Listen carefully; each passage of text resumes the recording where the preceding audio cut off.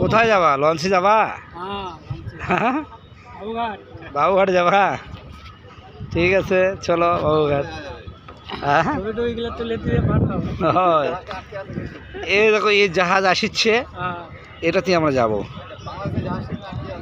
কোথায় বাংলাদেশি জাহাজ? কই? ও, ওই যে দোতলাটা, ওটা নয় না? দোতলা নয় তো ওটা। এই যে ওইটা বাংলাদেশ থেকে আসছে জাহাজ। আর এই যে আমাদের মালটা আসছে।